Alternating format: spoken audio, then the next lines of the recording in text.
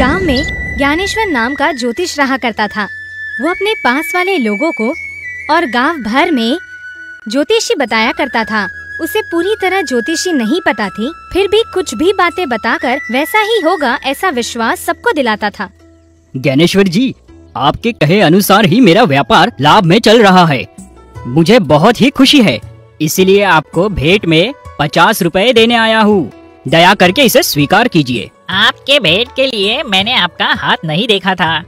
आपका व्यापार अच्छा है, वही बस है। इसे नहीं लूंगा तो आप दुखी होगे, इसलिए लेता हूँ। मगर उस नारायण को काम पर से निकाल दिया ना। आपकी बात आज तक किसने नहीं सुनी। आपके कहने के अनुसार ही उस नारायण को काम पर से निकालने के बाद ही मेरा व्यापार लाभ में है। वो जब तक था तब तक नुकसान ही होता था। और नहीं तो क्या, हमारी कुंडली के हिसाब से हमारे पास काम करने वाले की कुंडली भी अच्छी होनी चाहिए, नहीं तो उसकी दरिद्रता हम पर आती है। आगे से देखिए, आपका व्यापार तेजी से दौड़ेगा। ये सब आपका ही आशीर्वाद है। आप जैसे लोगों की सलाह लेने की वजह से मेरा व्यापार अच्छा है। अब मैं जाता हूँ। हाँ चलो ठीक है, मुझे आपके गांव में कुछ काम है। मैं जब उधर आऊँगा तो आपको खबर भेजूंगा, आकर मिलिएगा। तभी उधर से राजा सेठ के जाने के बाद ज्ञानेश्वर के पास काम करने वाले रामू से ये बहुत बड़ा पागल है रामू। मैंने उस नारायण को काम पर से निकालने को कहा तो निकाल दिया। इसी वजह से उसे लाभ हुआ सोच रहा है। उसकी मेहनत की वजह से उसका व्यापार अच्छा है, उसे पता ही नहीं। मालिक, आपने राजा सेठ का हाथ देखकर नारायण को काम पर से निकालने क्यों कहा? बेचारा वो नारायण बहुत ही अच्छा इंसान है। अभी काम नहीं होने की वजह से कष्ट उठा रहा है। कष्ट तो आना ही था। उसकी बेटी के साथ मैं शादी करूंगा कहा तो मुझे ही मना कर दिया। उसके साथ ऐसा ही होना था। मालिक, आपकी दूसरी शादी है, ऊपर से उम्र हो गई है। उस लड़की की 16 साल उम्र है। फिर नारायण उसकी बेटी की शादी आपसे क्यों करवाएगा, बताओ मुझे। क्या रे, तो उसकी ओर से बात कर रहा है? तुझे काम करना है या नहीं? तुझे भी नारायण के जैसा कष्ट होगा, संभाल कर रहे। चल जाकर खाना बनाकर परोस दे। तभी वहाँ संतोष नाम का फल व्यापारी उसकी बेटी को लेकर शादी के सिलसिले में ज्योतिष के पास आता है।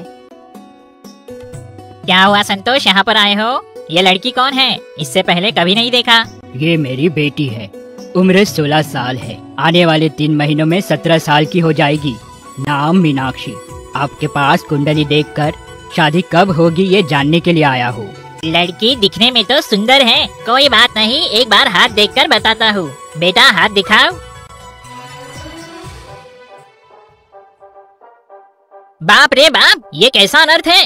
लड़की इतनी सुंदर है, फिर कुंडली इतनी अच्छी नहीं है। क्यों भगवान ने इतने अन्याय से इसकी कुंडली लिखी है? हाँ, क्या हुआ बताओ। आप ऐसा कह रहे हो तो मुझे घबराहट हो रही है। असल में क्या हुआ है मुझे बताओ। आपसे कैसे बताऊं? लेकिन बताए बिना कोई रास्ता नहीं है। कहने जाऊँ तो शादी करने वाला बहुत ही मुश्किल में पड़ जाएगा। इस लड़की से जो कोई भी शादी करेगा वो तुरंत ही मर जाएगा। इससे शादी करने वाले का जीवन उसी दिन खत्म हो जाएगा। बाप रे, ऐसा कैसे हो सकता है? जल्दबाजी में कुछ और देख लिया होगा आपने। फिर एक बार देखकर बताइए। कितनी बार भी देखा जाए तो इसकी कुंडली नहीं बदल सकती। अब कुछ और नहीं कर सकते। तुम एक काम करो, 4 दिन बाद मुझे आकर मिलो। शास्त्र में कुछ समाधान है तो देखकर बताता हूँ। आपको किसी भी तरह इसका समाधान ढूंढना होगा। कितना भी खर्च होगा तो भी मैं इसका समाधान ढूंढ कर रहूँगा। तुम बिना चिंता किए जाओ, उसका समाधान मैं बताऊंगा ना। तभी वहाँ से संतोष उसकी बेटी को लेकर वहाँ से चला जाता है। वो सब कुछ देखकर रामू, मालिक, लड़की देखने में तो बहुत सुंदर है, लेकिन कुंडली किस लिए ऐसी है? मुझे ना जाने क्यों आपने कुछ चाल चली है ऐसे लग रहा है। सच बताइए मालिक, उस लड़की को सच में विवाह के लिए समस्या है या फिर तुमने ही कुछ नहीं है रे। उस संतोष के पास कुछ जायदाद वगैरह नहीं है। लड़की दिखने में बहुत ही सुंदर है। ना जाने किस लड़के के साथ उसकी शादी करवा देंगे, इसीलिए उस लड़की से शादी करने वाला तुरंत ही मर जाएगा। कहाँ? मतलब तुम्हारी आंखें उस लड़की पर पड़ी है। उस राजा सेठ के लड़की से शादी करने की सोची थी, उसी तरह संतोष की लड़की से शादी करने की सोच रहे हो। क्या रे, क्या हुआ? मेरे पास क्या कमी है? मुझे वैसे भी पत्नी नहीं है। अगर मैंने दूसरी शादी कर भी ली तो क्या हुआ? मेरे जैसा दूल्हा उस संतोष को मिलेगा क्या? मेरे जैसा भाग्यवान उस लड़की को मिलना उसका नसीब है। 4 दिन बाद आएगा ना, तभी कहूँगा। मुझ जैसे अच्छे कुंडली वाले को दोगे तो दूल्हा बच जाएगा, कहूँगा। बाप रे, इतना बड़ा धोखा देकर उस लड़की से शादी करने की सोच रहे हो? धोखा वोखा कुछ नहीं, जाकर खाना परोस आता हूँ। किसी भी तरह ज्ञानेश्वर संतोष की लड़की से शादी करने की सोचता है। ऐसे होते हुए उस गांव से 4 गांव छोड़कर रामापुरम गांव में शिवा नाम का लड़का उसकी माँ के साथ जीवन जीते रहता है। हाँ, अब जा रहे हो? रोज खेत और घर के अलावा तुझे और कोई काम नहीं है क्या? तेरे साथ वाले लड़के शादी करके इस त्योहार में सास ससुर के घर भी जा रहे हैं। क्या करूँ, तुम ही बोलो माँ। मेरी शादी करने की जिम्मेदारी तुम्हारी है। तुम जिस लड़की को दिखाओगे शादी करने के लिए, उससे करने के लिए मैं तैयार हूँ। तुम ही देर कर रहे हो लड़की देखने में। अरे, तेरे अच्छे स्वभाव को देखकर गांव में कोई भी लड़की देने के लिए आगे नहीं आ रहा है। जो जायदाद थी उसमें से आधी इसे देकर बर्बाद कर दी। बची हुई जायदाद भी संभाल कर रखोगे या नहीं, ये उनका डर है उन्हें। माँ, कोई भी तकलीफ में हो तो मैं देख नहीं पाता हूँ। जितना मुझसे होता है उतनी सहायता करते रहता हूँ। उसमें गलत क्या है बताओ? हमारे पास अब जो जायदाद है वो क्या कम है? और 2 पीढ़ी खा सकती है इतनी जायदाद है मेरे पास। इस तरह जो कुछ है वो सब दान करते रहोगे तो 2 पीढ़ी तो भूल जाओ। कल के दिन तुम्हारी पत्नी और बच्चों को खाने के लिए कुछ नहीं बचेगा। शादी का रिश्ता देखने वाला पुरोहित भी तेरे लिए रिश्ता नहीं मिलेगा ऐसा बोल रहा है। तुझसे नहीं हो रहा है तो मुझसे कह दे, मैं ही किसी लड़की को देखकर शादी कर लूंगा। क्या करोगे मुझे नहीं पता। कल आने वाले त्योहार में तुझे भी सास ससुर के घर जाना होगा, वही मेरी तुझसे आशा है। ठीक है, मैं कल ही रवाना होकर आसपास के गांव में घूमकर आता हूँ। मुझे पसंद आई हुई लड़की से शादी करके तेरी बहू बनाकर लाता हूँ। ठीक है ना? अब तुम चिंता ना करते हुए अच्छे से रहो। दूसरे ही दिन सुबह शिवा शादी के लिए लड़की ढूंढने जा रहा हूँ झूठ कहकर शहर जाकर 4 दिन बाद आऊँगा सोचता है। तभी जाते समय बाप रे, बहुत दूर यात्रा कर चुका हूँ, बहुत भूख भी लगी है। हाँ, इधर एक फल का व्यापारी है, 2 फल खाए बगैर आगे नहीं जा सकता। उस तरह शिवा फल व्यापारी के पास जाकर, काका मुझे 2 फल दे दो, बहुत भूख लगी है। बेटा ये लो फल, मुझे 50 पैसे दे दो। तभी शिवा के पैसे देते समय बारिश शुरू होती है। बाप रे, ये बारिश को देखा जाए तो बहुत जोर की लग रही है। पहले ही शाम हो चुकी है। बेटा इस टोकरी को मेरे सर के ऊपर रखने में थोड़ी सहायता कर दो बेटा। ये टोकरी में बहुत वजन है और तुम इतने ताकतवर नहीं हो। आपका घर कहाँ है बताओ? मैं टोकरी को लेकर तुम्हारे पीछे आता हूँ। जल्दी चलते हैं, फिर बारिश ज्यादा होगी तो परेशानी होगी। मेरा घर यहाँ से बहुत दूर है बेटा, तुझे किस लिए तकलीफ दूँ? तुम जाओ घर, तकलीफ की कोई बात नहीं। ऊपर से मुझे कोई काम भी नहीं है, तुम्हारी सहायता करने में मुझे कोई समस्या नहीं है। चलो चलते हैं, कितनी भी दूर हो कोई बात नहीं। तभी संतोष के बहुत बार कहने के बाद भी उस टोकरी को अपने सर पर रखकर चलते रहता है। हर रोज तुम इतने वजन टोकरी के साथ इतना दूर जाकर आते हो, बहुत मेहनत का काम है ये। क्या कहूँ बेटा, मेहनत करोगे तो ही पेट भरेगा ना। ये मेरा रोज का काम है। लेकिन तुम्हारा कौन सा गांव है और क्या काम है? मैं यही पास के रामापुरम का हूँ, शहर तक जा रहा हूँ। अब बीच में ही बारिश शुरू हो गई। यही है बेटा मेरा घर, उतार दो टोकरी। बेटा तुम्हें बहुत तकलीफ दी ना मैंने, उसमें क्या है काका। अब मैं जाता हूँ। यहाँ पास में कहीं किराए का सराया है क्या? रात में वहीं रुककर सुबह चले जाऊँगा। इतनी रात को तुम कहाँ जाओगे? लेकिन आज रात को यहीं पर खाना खाकर सुबह चले जाओ, ठीक है ना? मैं आपको क्यों तकलीफ दूँ? मैं जाता हूँ। वैसी कोई बात नहीं है, तुमने इतनी सहायता की, मैं तुम्हारी छोटी सी सहायता नहीं कर सकता क्या? कुछ भी कहे बगैर पैर धोकर खाना खाने बैठ जाओ। संतोष के जोर की वजह से उस दिन रात को शिवा खाना खाकर बाहर आंगन में सोया हुआ रहता है। उतने में कुछ आवाज सुनकर आँख खोलता है और देखता है संतोष की बेटी मीनाक्षी कुएं के पास जा रही है। वहाँ जो कुछ भी हो रहा है शिवा बस सब देखता रहता है। मीनाक्षी कुएं में कूदने की कोशिश कर रही है। ये देखकर शिवा, ओ लड़की रुको, तुम क्या कर रही हो? इस कुएं में कूदकर तुम जान देने की सोच रही हो ना? हाँ, मेरा जिंदा रहकर भी क्या उपाय है बोलिए? मैं मर जाऊंगी तो मेरे माता पिता शांति से रहेंगे, मुझे मरने दीजिए। बाहर जो कुछ भी हो रहा है वो सुनकर संतोष और उसकी पत्नी बाहर आते हैं और वो सब देखकर, हाँ किस लिए बेटा तुमने इतना बड़ा फैसला लिया? तुम मर जाओगी तो हम कैसे शांति से रहेंगे? तुम हमारी बेटी हो, कभी भी तुम हमारे लिए बोझ नहीं हो। चलो अंदर जाते हैं। क्या है ये सब, क्या हुआ? किस लिए ये लड़की मरने की कोशिश कर रही है?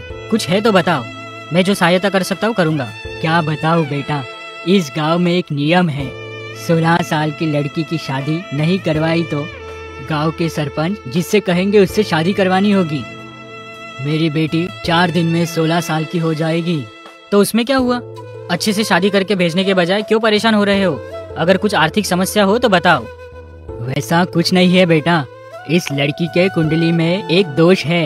इस लड़की से जो भी शादी करेगा वो तुरंत ही मर जाएगा, ऐसा हमारे ज्योतिष ने कहा। उसे जानकर ये मरने की कोशिश कर रही थी। उस ज्योतिष की बात मानकर ये शादी नहीं करेगी तो कैसे चलेगा? मेरे पास 10 एकड़ खेत है, जायदाद भी बहुत है। अगर तुम्हें कोई समस्या नहीं है तो मुझे भी इस लड़की के साथ शादी करने में कोई समस्या नहीं है। नहीं नहीं, मुझसे शादी करोगे तो तुम भी मर जाओगे। मुझे किसी के मौत का कारण नहीं बनना है। दया करके तुम कल सुबह ही यहाँ से चले जाओ। सुनो काका, मुझे ऐसे लोगों पर भरोसा नहीं है। तुम्हारा निर्णय क्या है? तुम हाँ कहोगे तो इसी हफ्ते में शादी का मुहूर्त रखते हैं। हाँ, मुझे किसी बात की परेशानी नहीं है, लेकिन बेटा उस ज्योतिष ने जो कहा वो सब आप ध्यान में मत रखिए। तुरंत ही मुहूर्त रखिए। मैं जाकर अपनी माँ को लेकर आता हूँ। बहुत ही धन्यवाद बेटा। इस जन्म में मेरी बेटी की शादी नहीं करा पाऊंगा, सोचा तुम भगवान की तरह आए। उस तरह उन दोनों की शादी के लिए 4 दिन बाद का मुहूर्त निकलता है और शिवा उसकी माँ को लाने के लिए अपने गांव जाता है। और इस विषय के बारे में इसके उसके मुंह से ज्योतिष के पास काम करने वाले रामू को पता चलता है। मालिक, आपके लिए एक अशुभ खबर है, कहूँ या नहीं? बता जल्दी से, नहीं कहूँगा तो रुक जाएगा क्या? जल्दी बता। वो क्या है ना, आपने संतोष की लड़की से शादी करने का सोचा था ना, अब तुम्हें वो अवसर नहीं है। अब ज्योतिष की बातों को बाजू में रखकर किसी बड़े पैसे वाले से शादी करने का निर्णय लिया है, सुना? कल हमारे हाथ में शादी का पत्र भी मिल जाएगा। क्या रे, तू क्या कह रहा है? शादी करने वाला मर जाएगा मैंने कहा तो भी इतने साल से उसने शादी कराने के लिए बहादुरी निर्णय लिया है। अगर वो शादी हो गई तो मैंने जो कहा है वो झूठ है। सभी लोग मुझ पर विश्वास करना बंद कर देंगे। अब तक जो कुछ कहा वो सही हुआ क्या? ये गलत कहा सोचने के लिए। वैसे आपको मीनाक्षी और शिवा की शादी हो जाएगी, इस बात की चिंता बहुत है। तू चुप रहेगा? शादी होने के बाद दूल्हा कैसे जिंदा रहेगा मैं भी देखता हूँ। हाँ, मतलब दूल्हे को मार डालेंगे क्या आप? उसे मार डालूंगा, तभी तो मीनाक्षी की और मेरी शादी होगी। वो जो शरबत का ग्लास पिएगा उसमें जहर मिला देंगे, तुरंत ही मर जाएगा। तभी मैंने जो कहा था उसे सुने बगैर शादी करवा दी, इसीलिए दूल्हा मर गया कहूँगा। तभी उन लोगों को मेरी बातों पर विश्वास होगा। ऊपर से मीनाक्षी से शादी के लिए अड़चन नहीं होगी। बाप रे, मतलब आप शादी के लिए सामने वाले को मारने के लिए तैयार हो? देख, इस विषय के बारे में किसी को बताया तो तुझे भी मार डालूंगा। पास वाले गांव में करण नाम का एक व्यक्ति रहता है, उसके पास जाकर मैंने कहा है कह दे, थोड़ा जहर देगा लेकर आ, ठीक है ना? ज्ञानेश्वर के कहने के अनुसार रामू वहाँ चला जाता है, लेकिन करण के पास जाने के बजाय शिवा के पास जाता है। रामू के पास से जहर की बातें सुनकर शिवा, मतलब ये पूरी चाल ज्ञानेश्वर की है, इसका उपाय मेरे पास है, मेरे कहने के अनुसार कर, ठीक है ना? मालिक, ऐसा करूंगा तो मेरी नौकरी चली जाएगी। कल मेरे पत्नी और बच्चों को क्या जवाब दूंगा? अगर उनके पास नहीं तो फिर तो कल से मेरे पास काम करो, तुम्हें चिंता करने की कोई जरूरत नहीं। मालिक, वैसे भी बहुत समय से उस दुष्ट के कारनामे देख नहीं पा रहा हूँ, आपके वजह से मुझे मुक्ति मिली है। तभी रामू वहाँ से चला जाता है। दूसरे दिन सुबह शिवा माँ के साथ मिलकर शादी के लिए संतोष के घर आता है। यही है ना मेरी होने वाली बहू, बहुत ही सुंदर है। मेरे बेटे ने मुझे सारी बात बताई बेटी, कुंडली भी नहीं, ज्योतिष भी नहीं, वो सब झूठी बातें हैं, उसके बारे में तू सोच मत। आप जैसे लोगों के घर में मेरी बेटी जा रही है, इसलिए मुझे बहुत ही आनंद है। विवाह की तैयारी पूरी हो चुकी है, कल ये दोनों पति पत्नी बन जाएंगे। तभी दूसरे दिन विवाह का कार्य शुरू होता है। वहाँ सभी लोगों के साथ ज्ञानेश्वर भी आता है। क्या रे रामू, मैंने जो कहा था वो याद है ना? आज के दिन वो कैसा जिंदा रहेगा मैं भी देखूंगा। सब कुछ आपके कहने के अनुसार तैयारी की, मुझे भी देखना है आपने जो कहा वो सही होगा या नहीं। तभी विवाह का कार्य खत्म होता है। कहे अनुसार रामू सभी को शरबत देता है। शिवा के साथ ज्ञानेश्वर भी शरबत लेता है। रामू, उस शिवा के शरबत में जहर मिलाया ना? आपके कहे अनुसार ही मिला दिया, अब देख लो क्या होगा। ज्ञानेश्वर शरबत पीते ही नीचे गिर जाता है। बाप रे, मीनाक्षी से शादी करने के बाद दूल्हा मर जाएगा कहा था ना, इस तरह ज्योतिष बताने वाला ही गिर गया। कहीं ये ज्योतिष खुद ही मर तो नहीं गया? शिवा, मैं अभी तक मरा नहीं हूँ, मुझे तुरंत ही वैद्य के पास लेकर जाओ, इधर कुछ तो गलत हुआ है। ए रामू, तूने क्या किया वो बता, मेरे पेट में बहुत ही अजीब हो रहा है। मालिक, तुम्हारे कहने के अनुसार शरबत में जहर मिलाया था, लेकिन दूल्हे के ग्लास में नहीं, आपके शरबत के ग्लास में मिलाया। अब तुम ज्यादा देर तक नहीं जी सकते, अभी भी समय है, सच बता दीजिए। तुम्हें तुरंत ही वैद्य के पास लेकर जाएंगे, नहीं तो आपके प्राण ही चले जाएंगे। नहीं तो आपके प्राण यही चले जाएंगे। इतना बड़ा धोखा दिया शिवा। मेरे मन में मीनाक्षी से विवाह करने के गलत सोच की वजह से मैंने ही उसकी कुंडली में दोष है करके कहा। मुझे क्षमा करो। दया करके मुझे तुरंत ही वैद्य के पास लेकर चलिए। देखिए ज्योतिष जी, अभी उसकी कुंडली पता चली है। आपने गलत सोच के साथ इन्हें धोखा देने का सोचा। सिर्फ इन्हें नहीं, आप कितने सारे लोगों को धोखा दे रहे हो। अब तुम्हारा जिंदा रहना मुश्किल है। शिवा, मैंने जो किया उसके लिए मैं बहुत पश्चाताप कर रहा हूँ। मुझे क्षमा करो। मैं फिर ऐसी गलती नहीं करूँगा। तुम्हें वचन देता हूँ, दया करके मुझे बचा लीजिए। घबराइए मत। आपने जो पिया है वो सिर्फ दिमाग चकराने वाली दवा है। थोड़ी देर में ठीक हो जाओगे। थोड़ी ही देर में ज्ञानेश्वर ठीक हो जाता है।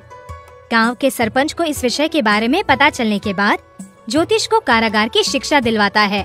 देखा ससुर जी, आपने ऐसे लोगों की बातों को सुनकर आपके बेटी का भविष्य आप नष्ट कर रहे थे। मैं उस दिन रात को आपके घर नहीं आता तो हमें मीनाक्षी कभी नहीं मिलती।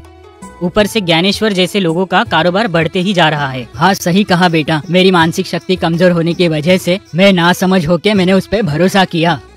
उस तरह शिवा ने मीनाक्षी से शादी करने के बाद उसे अपने गांव में ले जाकर खुशी से रहता है। देखने वाले लोगों से एक छोटी विनती है, यह कहानी आपको पसंद आई तो लाइक कीजिए, शेयर कीजिए, सब्सक्राइब कीजिए। देखने वाले 99% लोग सब्सक्राइब नहीं कर रहे हैं।